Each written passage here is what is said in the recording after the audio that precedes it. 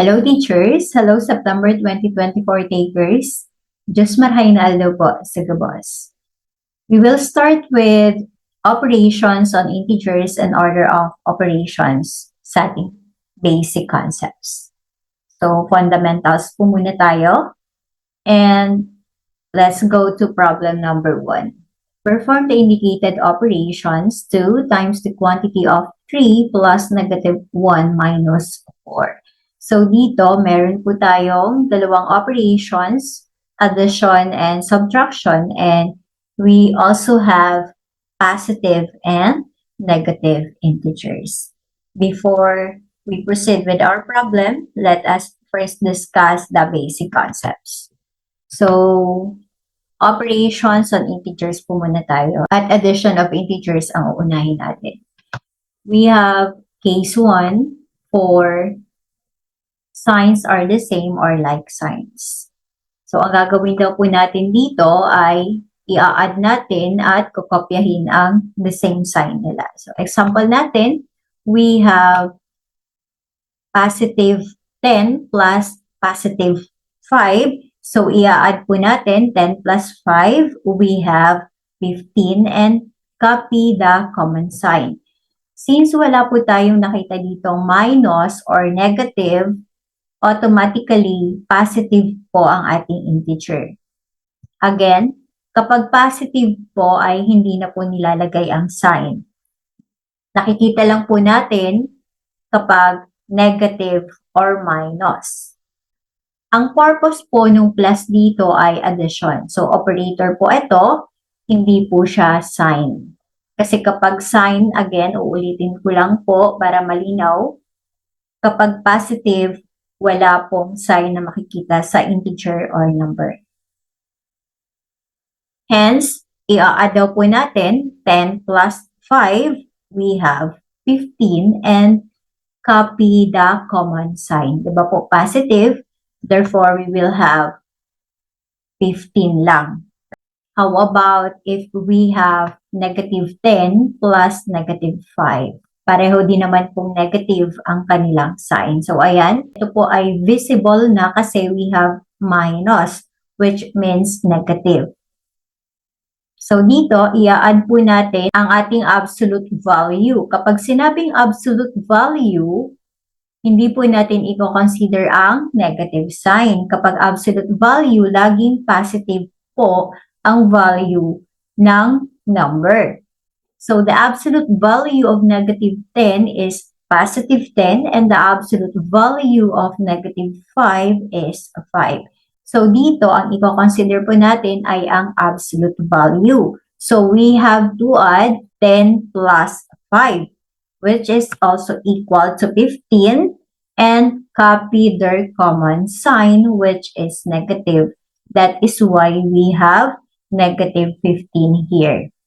So, kapag pareho po pala ang sign, ang gagawin lang po natin ay i-add lang po natin ang integers gamit po ang absolute value.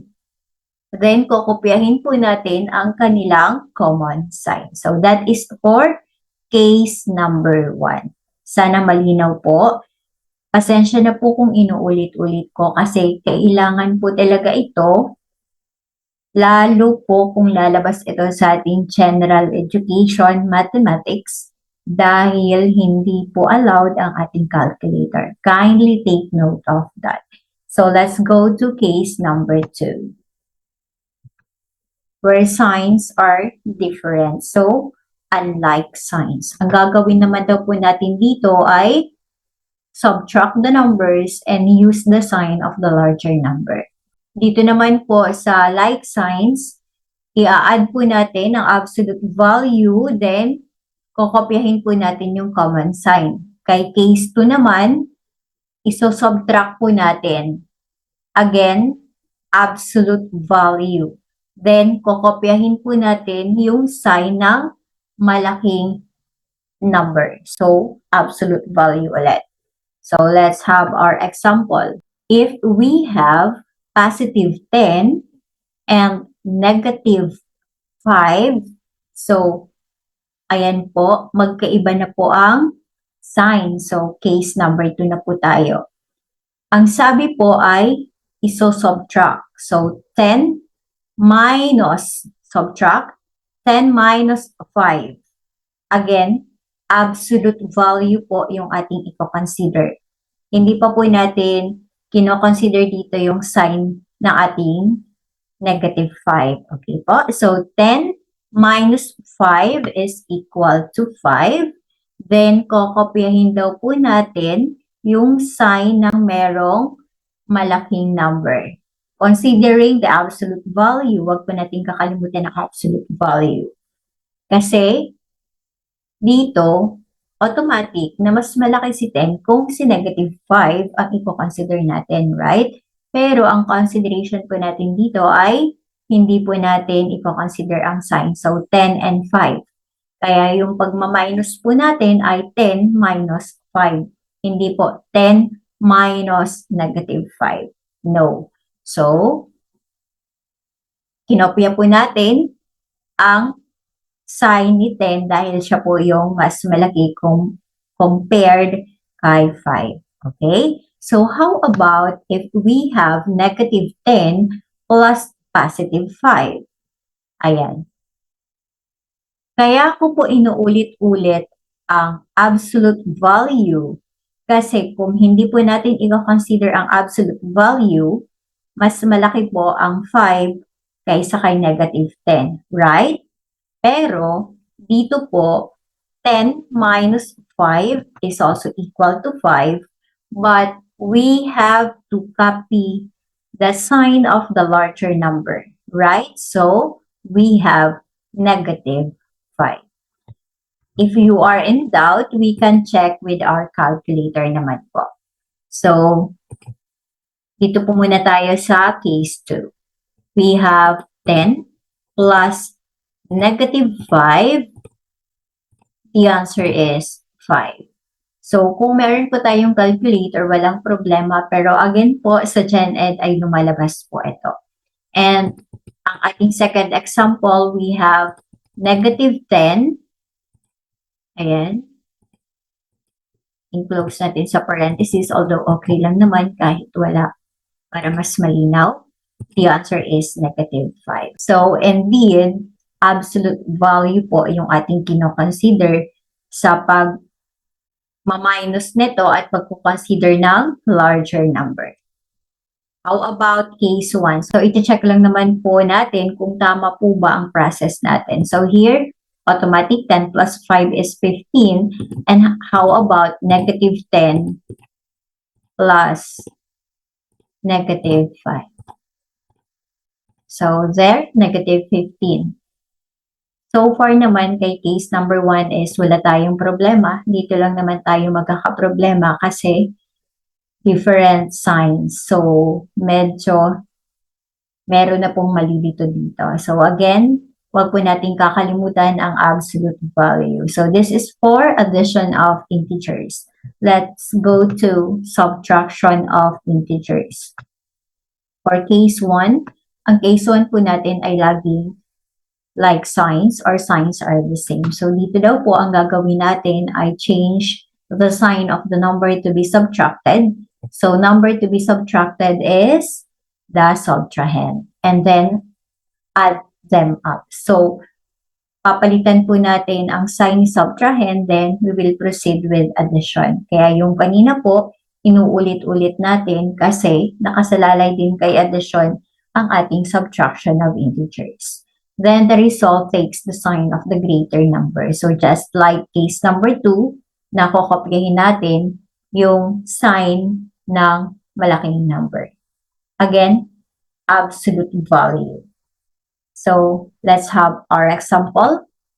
If we have positive 10 minus 5, change the sign of the number daw to be subtracted. So, ito po ang ating subtrahend. Ito naman ang ating minuend, right? And the answer is the difference.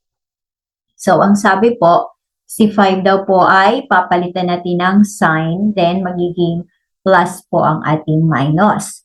So, we will have 10 plus negative 5. So, mag-a-addition na po tayo. Case 2 po tayo. Sa kanina, ang sabi po ay iso-subtract natin. So, 10 minus 5 is equal to 5. Then, si 10 po yung mas malaki, which is positive. That is why we have 5 here. So, ganun lang po. How about if we have negative 10 minus negative 5? Si negative 5 po ay magiging positive 5 at ang minus po natin dito ay magiging plus. As is lang po ang ating negative 10. So, what we have now is negative 10 plus 5. Again, case number 2, sa ating addition, therefore, iso-subtract natin. 10 minus 5 is equal to 5. Copy the sign of negative 10.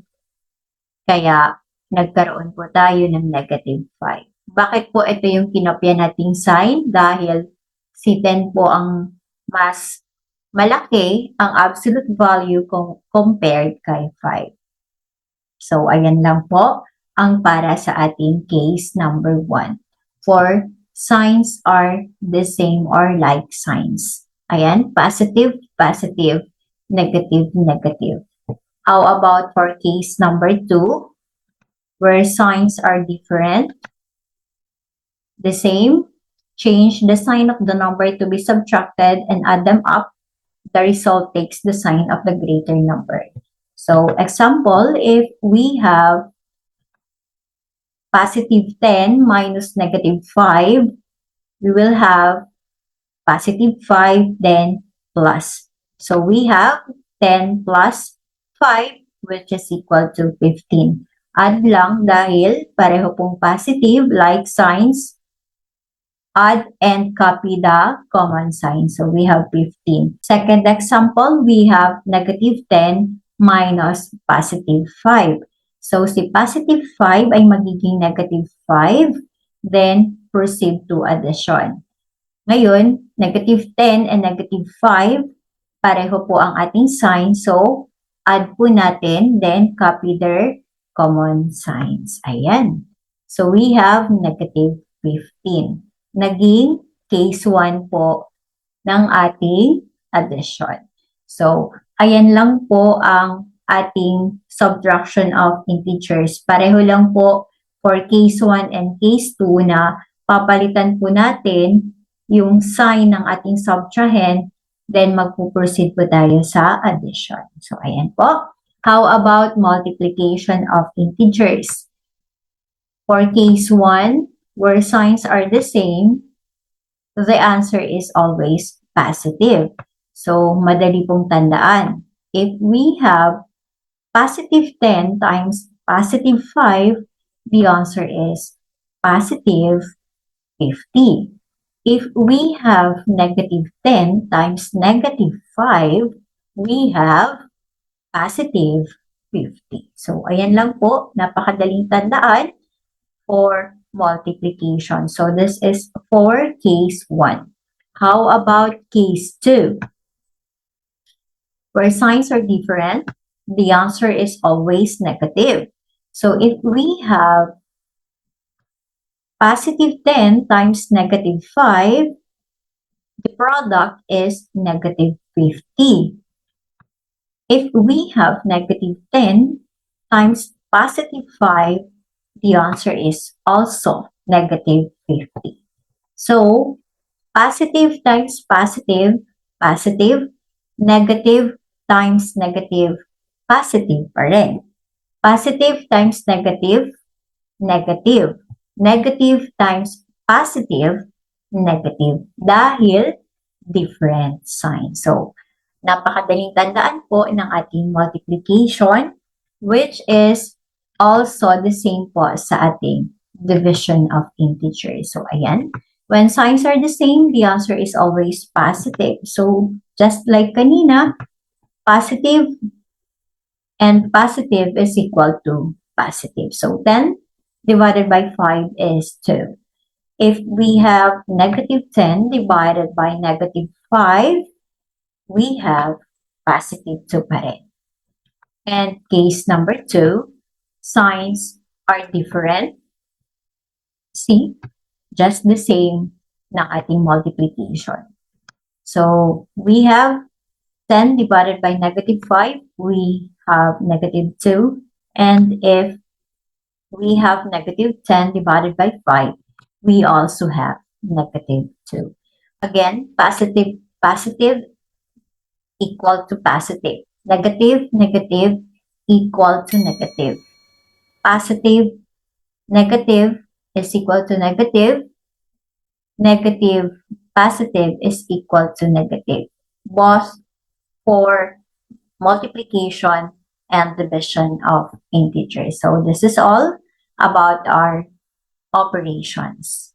And let's proceed with order of operations. Paano po ba itong order of operation? Andito po yung ating priority. Since nasa taas ang ating parenthesis, siya po ang ating uunahin. So we have PEMDAS. Alam niyo na po ito.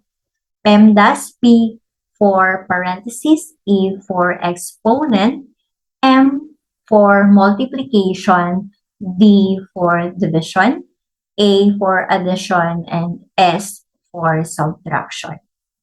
Mapapansin po natin na sa isang level lang po ang ating multiplication tsaka division, ganun din po ang ating addition at subtraction. So, ano po ba ang ibig sabihin nito? Since pinakamataas po si parenthesis, kapag meron pong parenthesis sa ating expression, algebraic expression, siya po ang ating unang gagawin. Then, followed by exponent. Ito, dahil magkasing level lang ang ating multiplication at division, kahit alin po ang mauna ay okay lang. But, kailangan po nating tandaan na lagi po tayong from left to right. Again, left to right po ang ating considerations. Halimbawa po, madaming parenthesis, uunahin po natin yung nasa kaliwa. Just like po ganito kay multiplication at division, ganun din sa ating addition at subtraction dahil nasa iisang level lang naman sila. Lagi natin tatandaan, PEMDAS, left to right for our order of operations. Mas maiintindihan po natin ito habang nag-solve tayo ng ating problem. So let's go back to our problem number 1. Perform the indicated operation. So ayan, nalinawan na po tayo. We have the parenthesis. So ito na po, i-apply na po natin ang ating PEMDAS. Since nasa loob po itong negative 1 and we have brackets here, si brackets pwede naman po siyang isama sa parenthesis. Pero kapag ganitong case po, uunahin po natin yung nasa loob. Kailangan po muna nating ma-resolve yung nasa loob, then pa-left to right na po tayo. So dito, uunahin natin ay ang 3 plus negative 1. So, we have addition case 2. Diba po, ima-minus po natin sa absolute value ng negative 1. So, we will have 3 minus 1. Ayan. Then, copy negative 4. Then, ito si 2, dito po muna sa labas. Copy-copy lang po natin siya. Unahin po natin ang nasa loob dahil parenthesis. So, we have, di ayan po, di ba? Pareho pong subtraction na nasa loob ng ating parenthesis. Ang gagawin po natin dito ay magsisimula tayo dito sa left. So, 3 minus 1 po muna tayo, which is equal to 2 minus 4. Ayan. So, ito po yung ibig sabihin ng left to right. So, 2 minus 4 minus, so, papalitan po natin ang subtrahen natin, magiging negative, at ito ay magiging positive. Then, magpo-fall po tayo sa case 2, different signs. So, 4 minus 2, then copy the sign of the larger number. So we will have negative 2. So 2 times negative 2 na lang po ang natira mula po sa ganito. And positive, negative sa ating multiplication, the product is negative 4. Ayan. So, in-apply lang po natin yung concept na natalakay natin kanina. So, ganito lang po. Ang sagot natin ay letter C. Again, may mga lumalabas po ng ganito sa Gen Ed. Kaya kailangan po natin ang concepts dahil again, hindi po allowed ang calculator sa ating Gen Ed. Tanging sa majorship po natin, ina-allow ang ating calculator. And for the most recommended calculator, Casio FX 570 ES Plus. For our calculator, we will just plug in the given expression 2 times 3 plus negative 1. So, si negative 1 ay enclose po natin sa parenthesis just like the given minus 4. Then, don't forget the closure. Then, press equal sign. The answer is negative 4. Just the same. So, let's proceed with problem number 2. So, we have simplify. Ayan po ulit ang ating parenthesis. Ayan. Diba may parenthesis po tayo dito sa loob, may bracket, may parenthesis din po tayo dito. First thing to do is yung nasa loob. So, 5 minus negative 1. And, inuna po natin ang nasa loob, ganun din naman po na left to right tayo. So, subtraction, papalitan po natin ang sign. Ang ating negative 1 ay magiging positive, then we will proceed with addition, right? So, we will have 1/2 times the quantity of 5, ayan na, plus 1, ayan, plus, then positive. So, we will have left side po muna tayo, we will have 1/2 times 6 plus negative 6, right? Then what is 1/2 of 6? 6 divided by 2, we have 3, then copy plus negative 6. So, we have different signs, case 2. Subtract po natin, 6 minus 3 is equal to 3. Then, copy the sign of 6 dahil siya po yung mas malaki. So, we will have negative 3, which is letter B. Ayan po. But, meron pa akong ituturo na trick.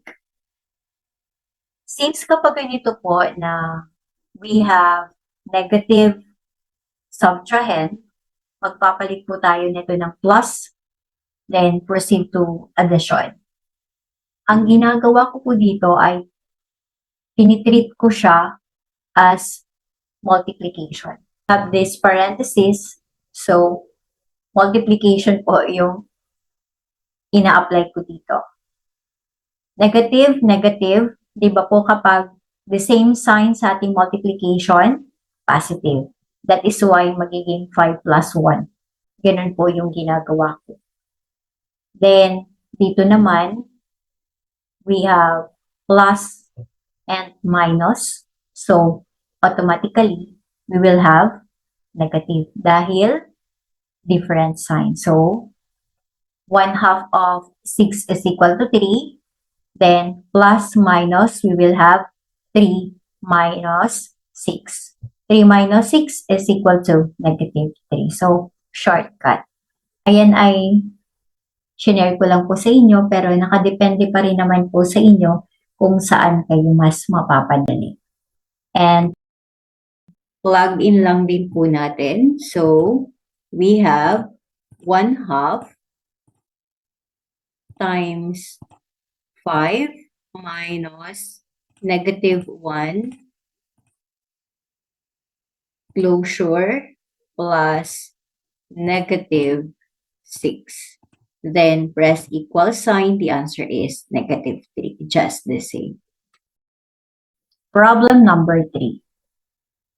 Perform the indicated operations.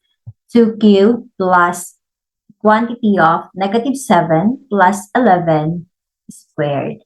So dito, meron na po tayong exponent. Hindi na lang po tayo parenthesis, we also have our exponent. But, di ba po, priority lane, senior citizen lang ang ating parenthesis. So, uunahin po natin ang -7. So, kopyahin po muna natin. So, uunahin po natin ang -7 plus 11. Case 2, 11 minus 7 is equal to 4. Copy the sign of the larger number, which is positive. Right? So, we will have 2 cubed plus 4 squared.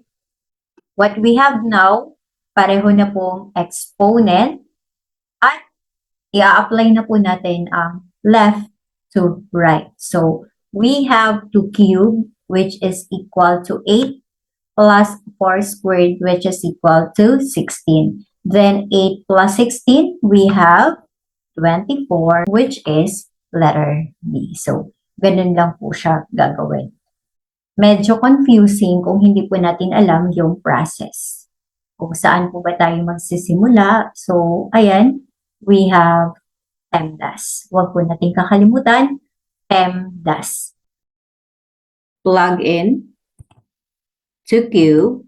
So, shift x squared. Ayan, 2 cube plus -7 plus 11 raised to 2. Dahil squared. So, ito lang po. Ayan na po. Then, equal sign. The answer is 24. Letter B din. And problem number 4, simplify po ulit. Dito naman, we have exponents. So, -9 plus 3 squared all over 2 squared minus 1. So, what is 3 squared? 9. So, we have -9 plus 9, which is equal to 0. So, 0 na po ang ating numerator. And our denominator, 2 squared is equal to 4 minus 1. So, we have 0 divided by 3. Let's recall the zero division property, which states that 0 divided by a is equal to 0, where a is any non-zero integer. So, we have 3 na hindi naman 0. So, the answer is 0 as per zero division properties. And here, we have -9 plus 3 squared over 2 squared minus 1. And the answer is 0. Letter D pa rin po tayo. So, ganun lang po para sa ating operations ng integers at order of operations. Sana nakatulong po at please, kailangan po natin itong kabisaduhin as part of our fundamentals. This is all. Thank you for watching, teachers. Kindly share so we can help more self-review math majors. God bless everyone.